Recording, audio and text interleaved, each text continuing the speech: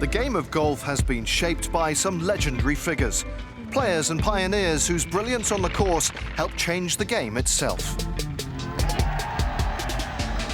Golfing World's resident coach, Simon Holmes, has been assessing the careers of some of those greats of the game. Today, a man who's had a profound influence on generations of golfers, Ben Hogan.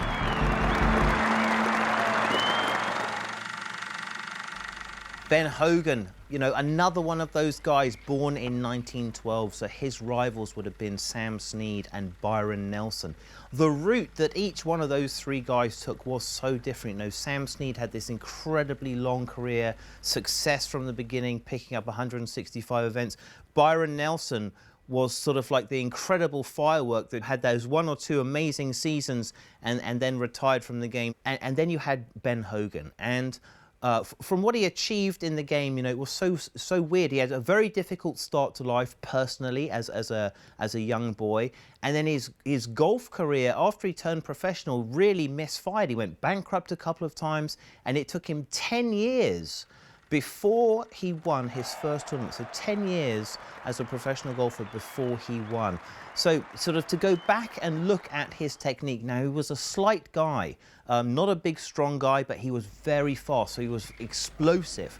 And there's a question mark as to if he was actually left-handed or if he learnt with a left-handed golf club, which was with a cack-handed grip. But nevertheless, as a young man and as a young pro, he battled a hook shot.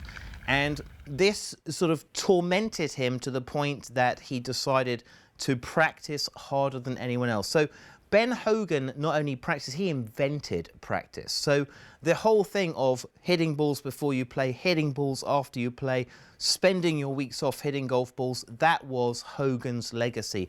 And the modern tour players are still aspiring to hit as many balls as he managed to hit.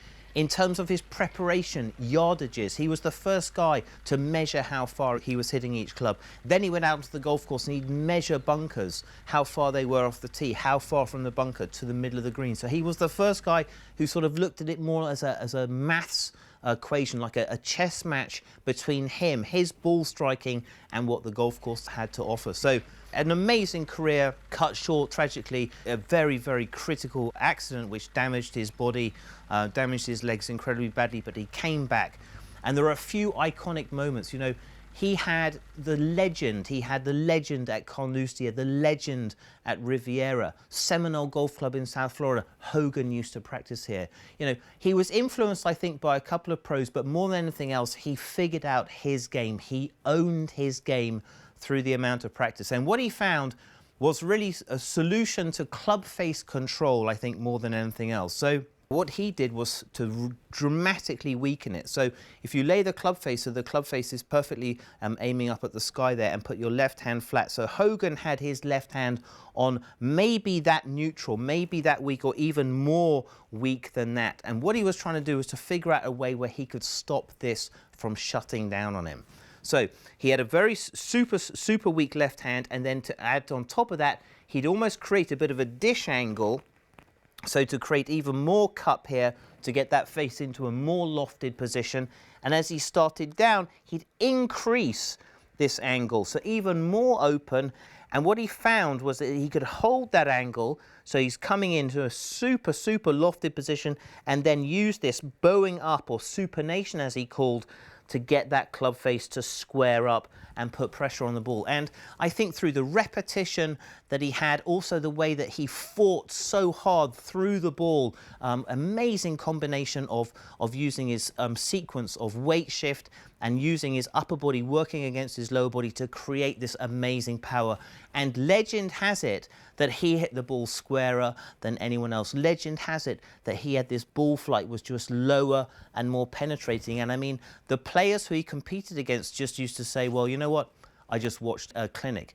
Carrie Middlecoff came off and said, yeah, he missed 2 shots during the whole of these 72 holes. So he created this mystique, this legend, and that still exists. You know, modern players, Tiger Woods, Rory McIlroy, all these superstars, they probably got swings of Hogan on their phones that they're looking at.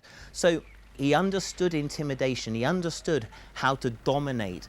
He, for a short time at his best, was as good as we have ever seen. Through his determination, he did what he said he was going to do. He dug it out of the dirt.